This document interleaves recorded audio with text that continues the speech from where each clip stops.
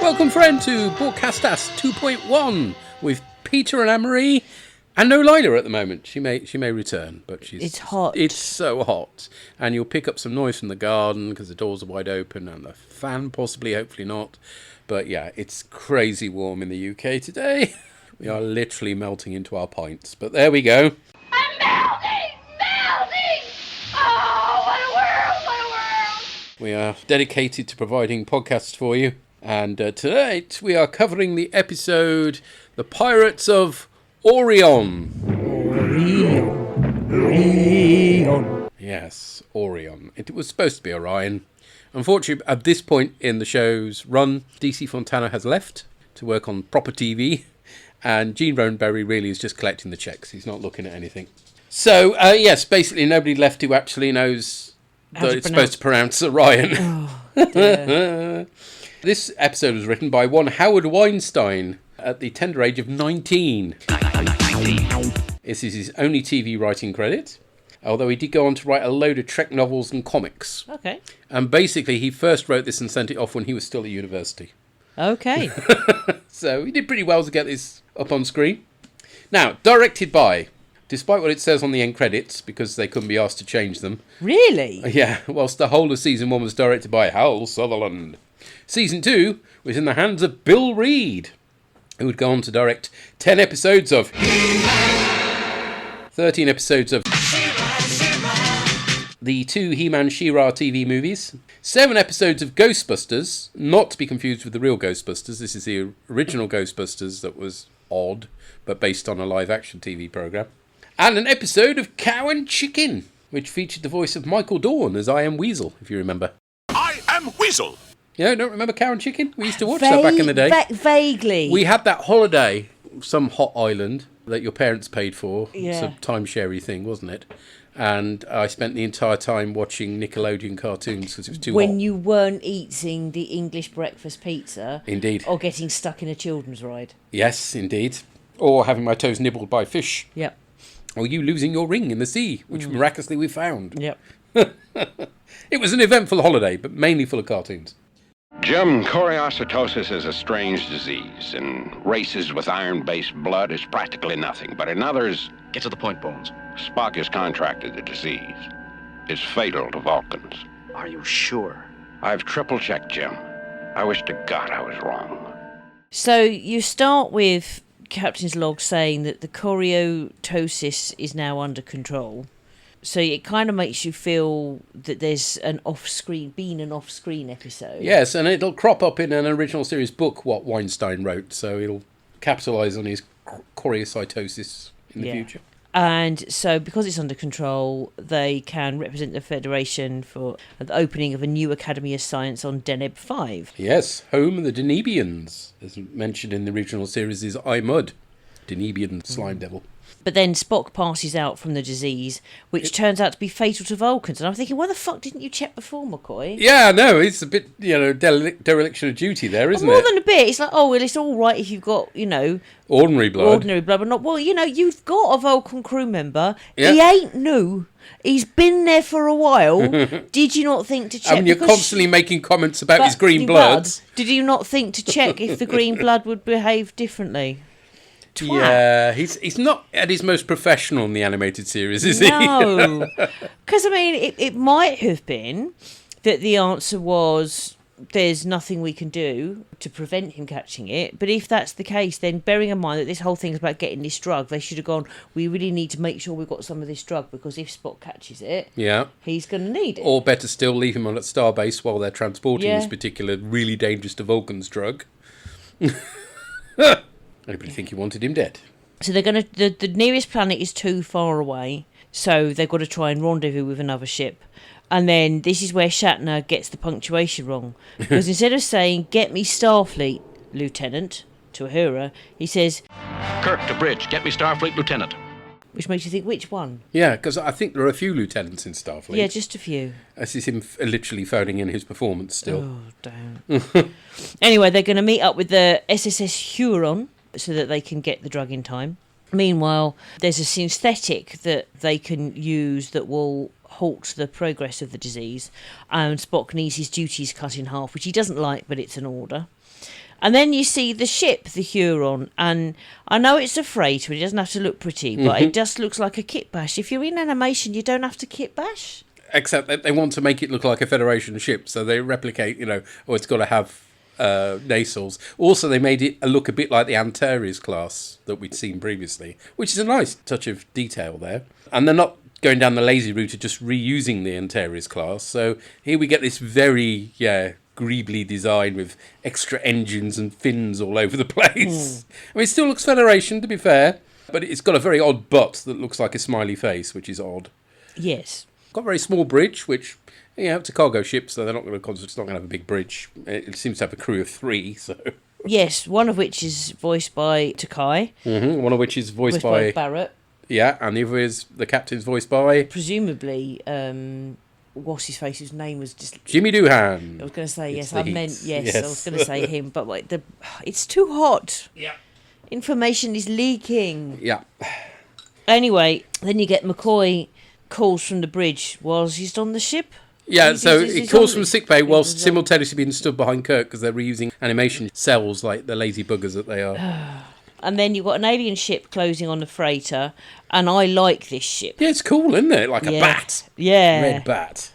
And then Spock is deteriorating, and he's told to lie there quietly. The drug isn't working anymore, so they really are running out of time.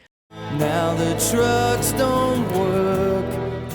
And then Captain O'Shea of the Huron hails the aliens but gets no response. So he does evasive manoeuvres, which is a float slightly to the It's right. a float to the right. And then a float to the left. Unfortunately, the Orions know all their moves. They know all the time warp.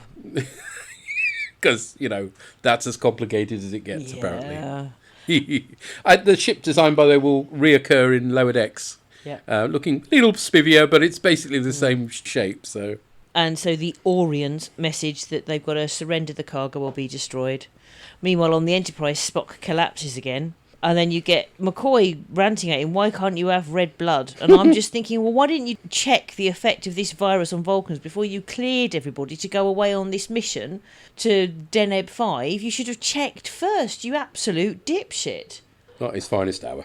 Then they reach the Enterprise reaches the Huron and they beam over, and the hold is empty. The screen is out, but they can take the tapes back to the Enterprise to find out what's happened. Yeah. I like cargo hold. Looks good. Although it's a shame that Scotty just appears in it as a shadow because cheapo. Yeah. But never mind.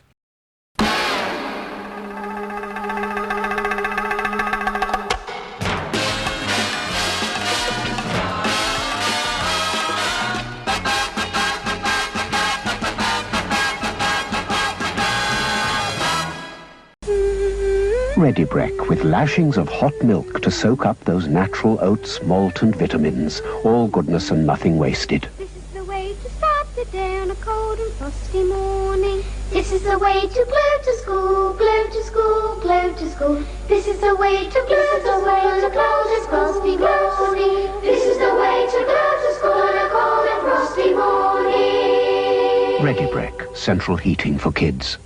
We find out Captain O'Shea doesn't know who took his cargo, but Arix can track the ship from its radioactive trail. And it's good to see Arix back. Which I remember you having to tell me he was called Arix, because I thought he was called Eric's. Right. Okay. As if there was more than one Eric. Okay. The plural of Eric is Erix. Eric's, yes. Okay. Bones has a mini existential crisis about not being able to help Spock, but Kirk reassures him, which is nice captaining. I Yeah. mean, that's what he's there for. We get to see a colourful asteroid belt, which is where they track the Orions. It turns out the rocks are very explosive, just to add a bit of danger to the proceedings. They come under fire from a weak phaser beam, and Arix identifies them as Orions, which, thanks to Lower Decks, we know are the patriarchal subset of the Orions, with a slightly more bluish paler than green. They were supposed to be green, but the animators messed up their colouring, apparently. A bit like with the pink. Dressed Klingons. Yeah. Yes. Their costumes are ridiculous as well. I like something from a 70s DC comic book. Yeah, they are. They are. But it was the 70s, so what are you going to do? Their leader is voiced by Norm Prescott, one of Filmation's co-founders. He'll go on to provide another voice for this season, along with other shows by the company, including He-Man, where he voices the winged dobber Stratos. Nobody's favourite character, I don't think. I'm glad you could make it to this celebration of ours, He-Man. I wouldn't miss it, Stratos. It's only once a year you take out the staff given to your people by the elders. Just what does that staff do, Stratos? This.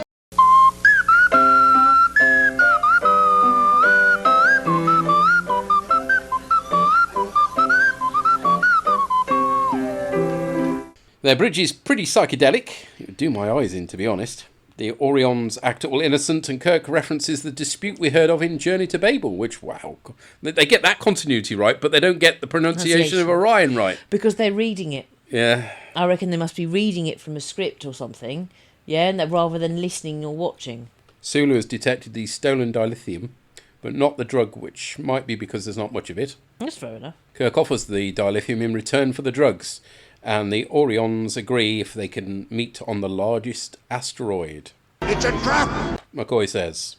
But Kirk takes the risk because that's the kind of guy he is. The idiot Orion lieutenant's plan is for them to avoid being shot down by the Enterprise by, check note, getting the Enterprise and themselves blown up by one of the explosive asteroids. Well, that can't be right, surely. But apparently that's their plan. Yes, because all failed Orion missions end in suicide. Which is perhaps why there aren't very many of them around. Yeah. As their phase is so weak-ass, the Orion captain will be taking an explosive device with him to meet Kirk. The surface of the asteroid looks very funky, with bizarrely coloured giant sandcastles for some reason, one of which looks like the Disney logo, I thought. Yeah. Kirk and the Orion captain beam down and have the Ready Brek life support force fields, which is nice to see them back again. Yeah. Arex picks up the fact that the Orion has dilithium in his backpack. Backpack, backpack. Hola. Backpack, backpack. Hola. I'm the backpack loaded up with things and knickknacks too. Anything that you might need, I've got inside for you. Backpack, backpack. Backpack, backpack. Yeah! Backpack, choo!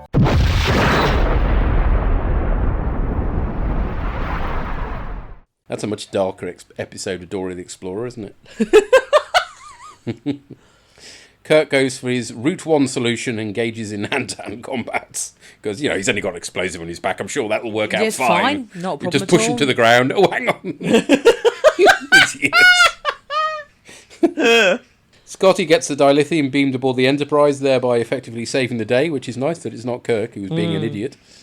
The Orion captain tried to take a suicide pill, but fails even in that, because this is a kiddies show and we can't have that sort of thing. And apparently loses his self-destructive desire, since he tells his crew to surrender rather than self-destruct. McCoy gets to gloat that he saved Spock's life. I mean, technically it was Scotty that ensured he got the drugs he needed, but hey-ho. And it was McCoy who put him in danger in the first place. Yes. And the episode ends with comedy moments, with a bit of racism thrown in, because, it's a nice callback to the original series episodes.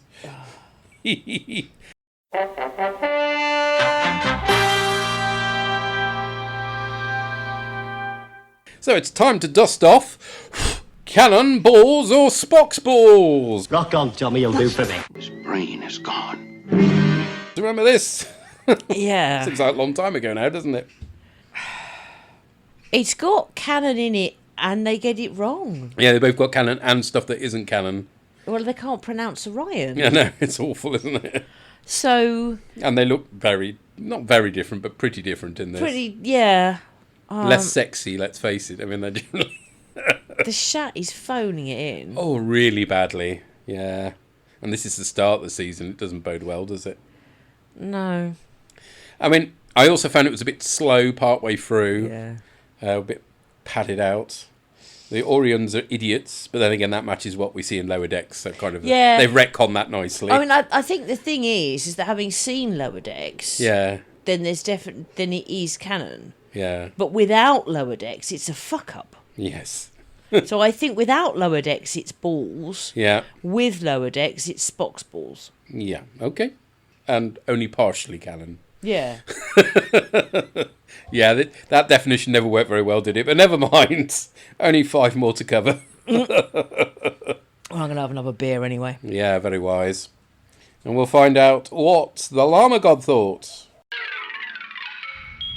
Llama log, Scott Date, Figgity Shear, Figgity Tree. Since you've been gone, I've been searching for Lover in the Sea of Tranquility. Now, as we all know, every good Star Trek episode has a message to it, has a decent, worthwhile message that is worth thinking about. And the message of this episode is that if you get your stuff stolen, I wouldn't worry about it too much because the thieves may be something of an idiot. Yes, here we are, finally. Finally, we get to meet the often talked about Orions. The Orion slaves were first mentioned in the very first episode, back in the cage. And here we finally get to meet them, and yeah, I think it's safe to say that they're not particularly impressive, really, are they? I mean, fair enough, they're doing their debut in a Filmation cartoon, but nevertheless, these guys kind of make Skeletor look a bit more scary and competent by comparison, really. So yeah, it doesn't come across particularly well, though. The big question really is, first of all, who pronounces the word Orion Orion? Really? Had no one actually heard this name before in the 1970s? Was it just one of those weird cross-Atlantic things that just doesn't add up? I've discovered recently that some people pronounce the word primer as primer, which is just, it's only got one M. What's that about? It's primer, one M. Primer would have two, but anyway, some people pronounce words differently, so yeah, I guess maybe. Still an odd one all the same. At least I understand what that Lower Decks episode was going on about now. Still, there is an interesting thing we learn about the society here, which is that they cannot fail. Any mission that ends in failure has to end in suicide, which is certainly a thing that they've decided to do. It's like the Klingons, only more extreme. And you do have to wonder, in how many cases do we end up with a bit of creative reporting on behalf of the captain and the crew? So yeah, we didn't fail as such, but we're back to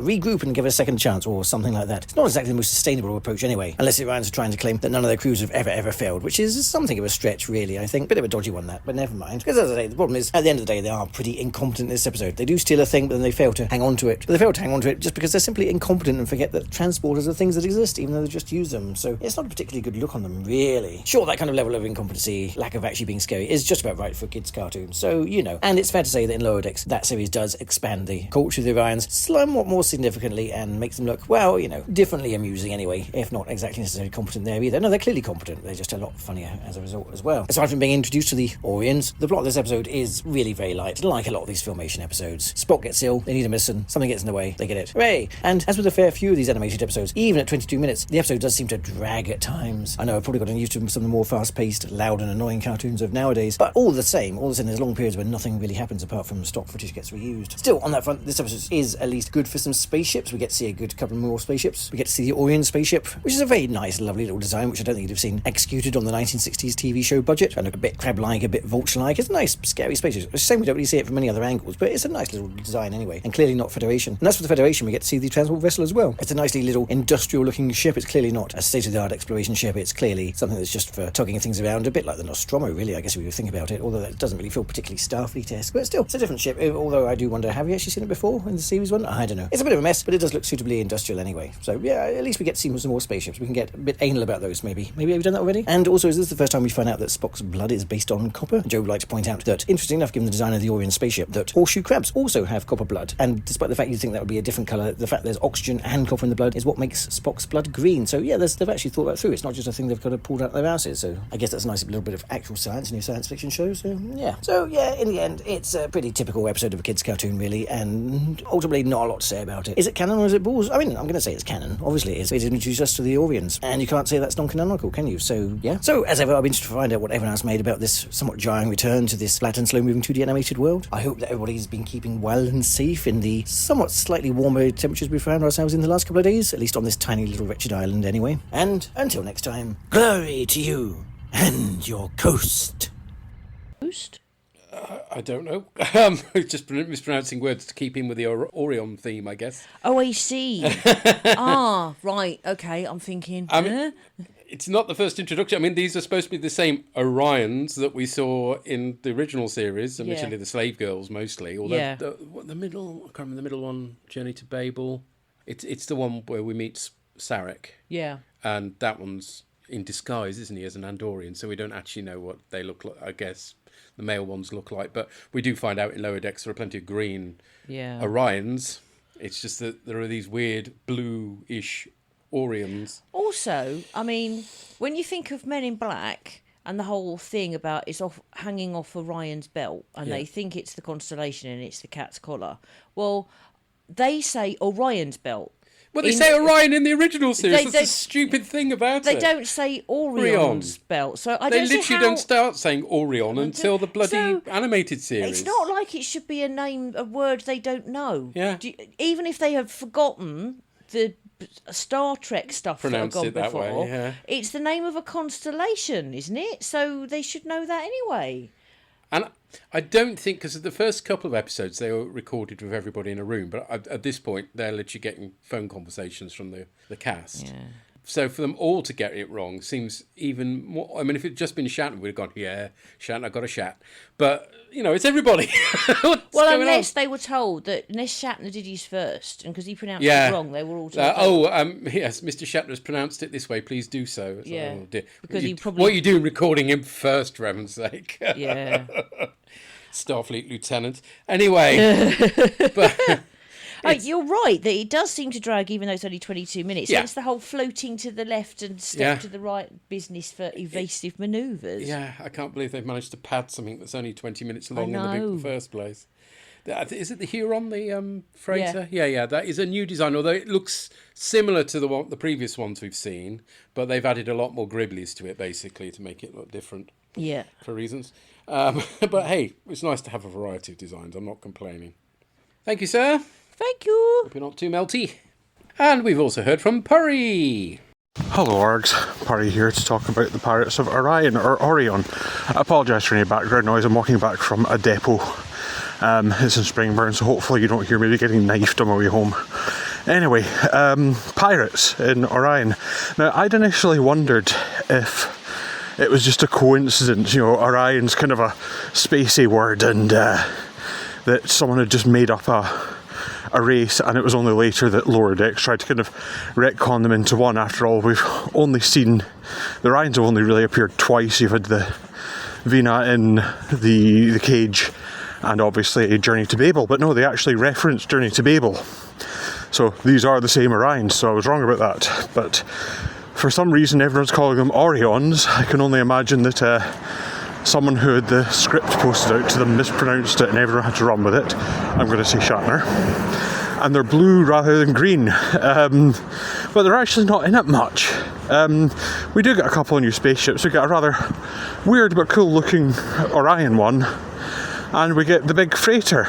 But really the plot is more Spock's got an illness, and because he's a Vulcan, it makes him more ill and can be fatal to him, which is a nice idea, but it's ultimately just a crew member has a disease, and there is a ticking tick clock that he will die if we don't get a cure within this time, but someone's nicked the cure, not necessarily intentionally.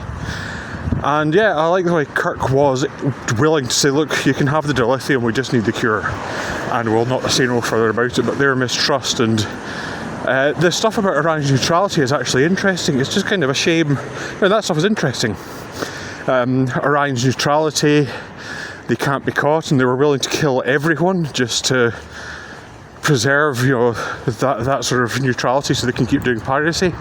The thing is that was like basically the last 5 to 10 minutes of the episode, and yeah, other than that, it was a lot of flying around, a lot of padded out. I was really noticing shots of the Enterprise and stuff lingering. I do feel they were running very short in this, which is a shame, as they could have done a bit more with the Orions. But instead it is basically they have to stop the commander killing himself a lot of times. And so in that respect, aside from being the second actual appearance of proper Orions, aside from the Journey to Babel where we only really saw them as a glowy light, there's not much left to this, if I'm honest. So it is a bit of a nothing, which is a shame, but it's not bad. It's just, well, actually it dragged a bit, to be honest, and I think they could have done more with this episode. I think it really only kicks into gear in the last 5 minutes or so, and a lot of it was just we're trying to get there, or seeing the crew, the really haggard looking captain of the other ship. So yeah, it's not the most auspicious start to second series, but All the dreams say is do keep up the good work. I always look forward to the podcast and I hope to be back in the next one. But until then, bye for now. Well, I'm glad you weren't stabbed anyway. That's a relief. Yes. Blimey. Yeah. Yes, I think probably Shatner was to blame, I suspect, Yeah. and everybody else just then had to just carry on. Yeah.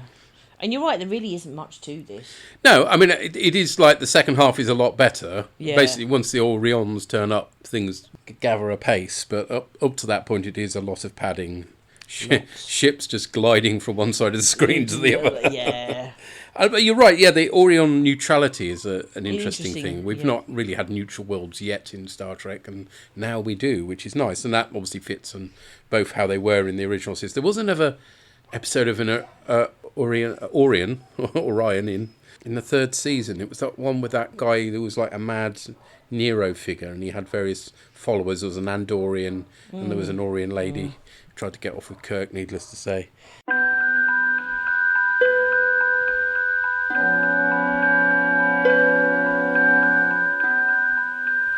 Editing Peter here. That was Season 3's Whom Gods Destroy. I love those original series episode titles.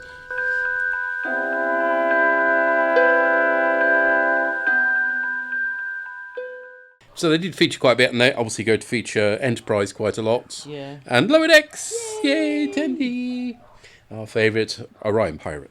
Woo! Well, I hope you haven't melted during the recording of this. I think both of us are just a puddle on the ground. Yeah, now. we are pretty much. Yep. So, when hopefully next time we'll be recording will be less warm.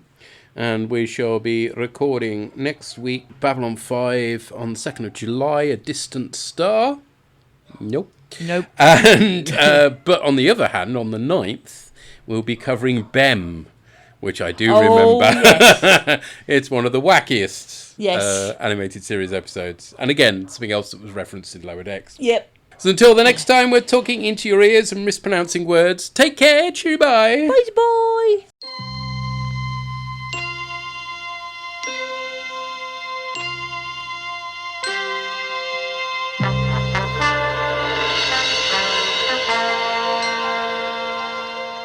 Theme for Star Trek The Animated Series was written by Ray Ellis and Norm Prescott. Any music used in this podcast is for illustrative purposes only, and no copyright infringement is intended. Find our website at BorgcasT.libsyn.com. We have a Facebook group which you're welcome to join. Send emails or MP3s to borgcast@gmail.com. Find us on Blue Sky at broadcastammo.bsky.social and revorg.bsky.social.